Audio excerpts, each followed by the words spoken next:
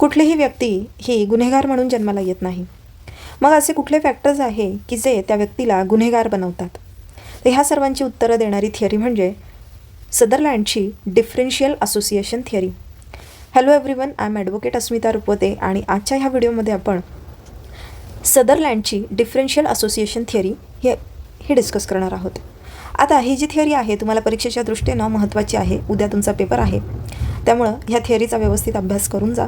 ह्या थिअरीवरती आणखीन एक थिअरी आहे जी डिपेंड करते, म्हणजे ह्या थिअरीचा अभ्यास असल्याशिवाय तुम्हाला ती पुढची थिअरी समजणार नाही.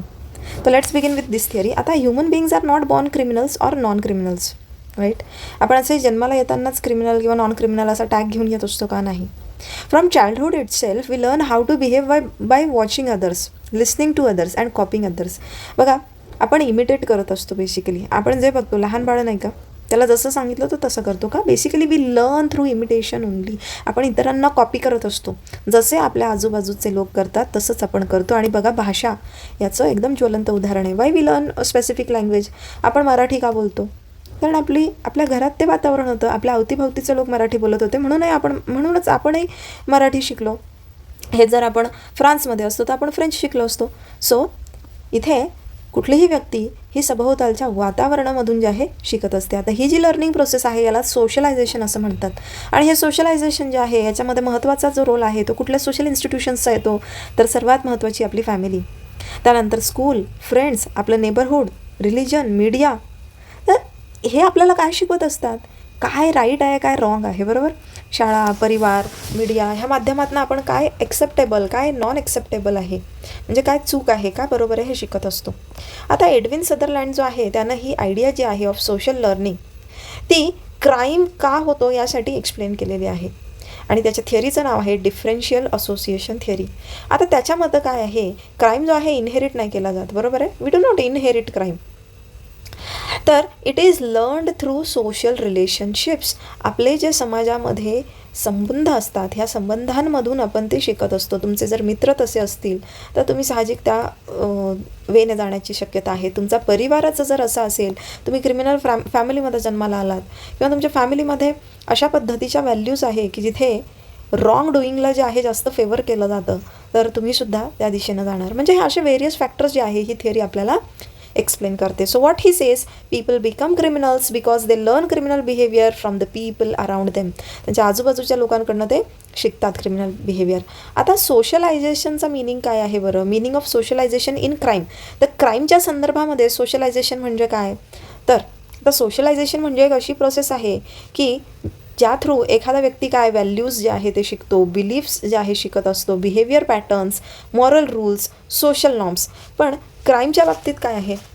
सोशलायझेशन काय एक्सप्लेन करतं आपल्याला की एखादी व्यक्ती लॉ अबायडिंग बिहेवियर कसं शिकते किंवा क्रिमिनल बिहेवियर कसं शिकते.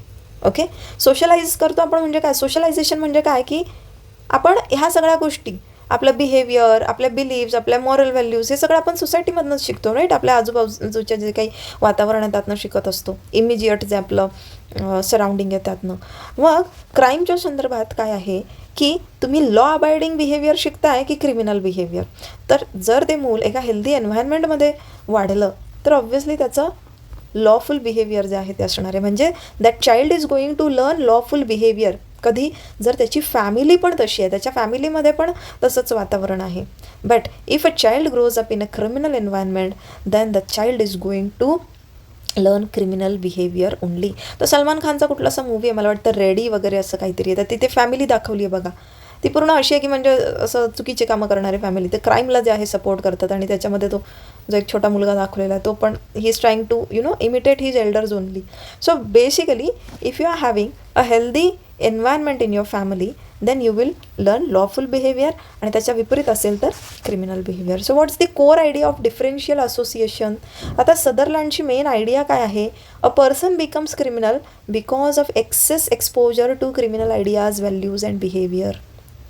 म्हणजे एखाद्या व्यक्तीला एक्सेस एक्सपोजर जर मिळालं कुठलं? क्रिमिनल आयडियाजचं, क्रिमिनल व्हॅल्यूजचं, क्रिमिनल बिहेवियरचं, म्हणजे त्याच्यासमोर सतत ह्याच गोष्टी जर असतील तर त्याचे चान्सेस काय, म्हणजे तो क्रिमिनल बनतो. त्याला जर असं एक्सपोजर असेल over non criminal ideas, values and behaviour, त्याच्या घरामध्ये असं वातावरण नसेल तर ऑब्व्हियसली तो क्रिमिनल बनणार.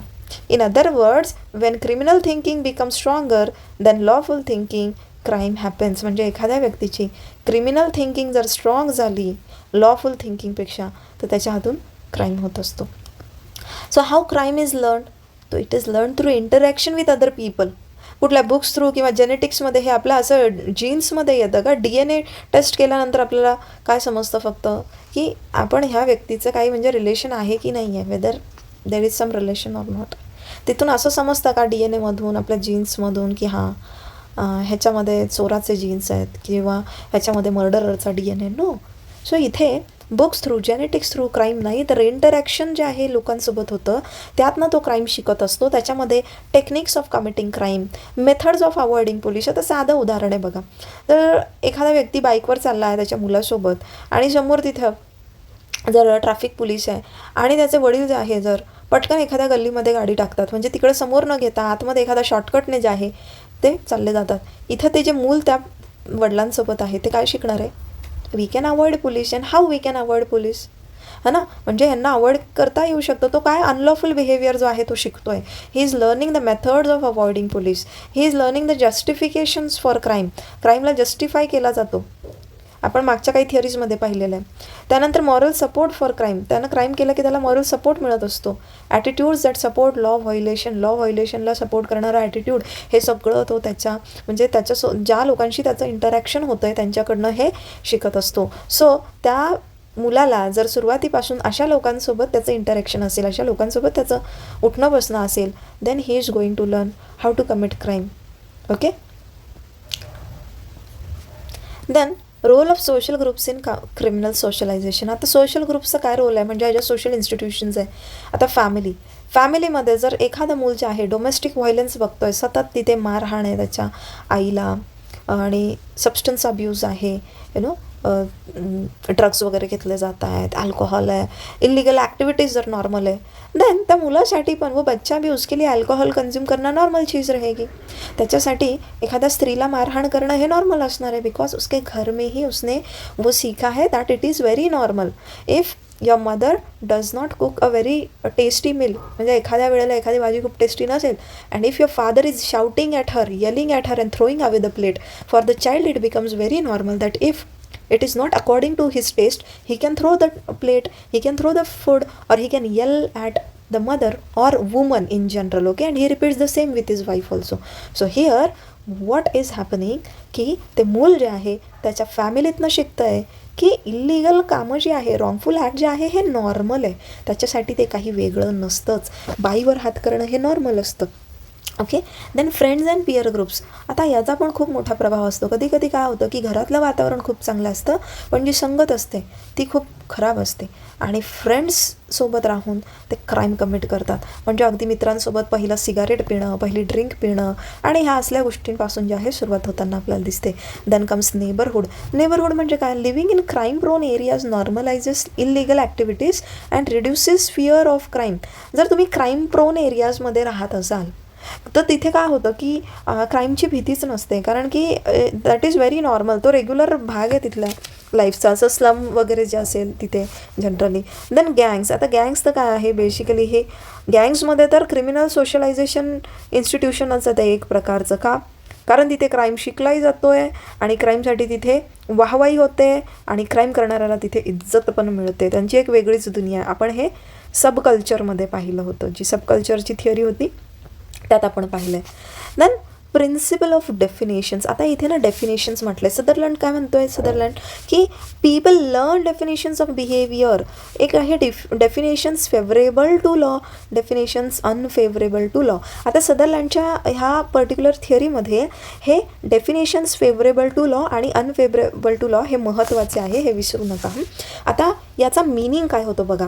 डेफिनेशन्स फेवरेबल टू लॉ म्हणजे सपोज अशा फॅमिलीमध्ये ती व्यक्ती वाढते की जिथे लॉला फेवर करणाऱ्या डेफिनेशन्सला तो एक्सपोज होतो, म्हणजे त्या घरामध्ये लॉ अबाइडिंग बिहेवियरला प्रोत्साहन मिळतं आहे, रिवॉर्ड मिळतं आहे, तर तो लॉ अबाइड करणार. पण त्याला जर डेफिनेशन्स अनफेवरेबल टू लॉ ह्या जास्त जर ह्या हवी ठरल्या, म्हणजे जर तो अशा वातावरणात राहतो आहे जिथे लॉला व्हायलेट करणं, रॉंगफुल ॲक्ट करणं इल्लिगल गोष्टी करणं याला जास्त जस्टिफाय केलं जातं आहे किंवा तो अशा वातावरणात आहे जिथे अशा गोष्टी जास्त घडतात. देन ही थिंक्स की crime is okay. Okay, so when definitions unfavorable to law become stronger than definitions favorable to law, crime occurs. म्हणजे काय, if a person learns that crime is okay more than crime is wrong, they commit the crime.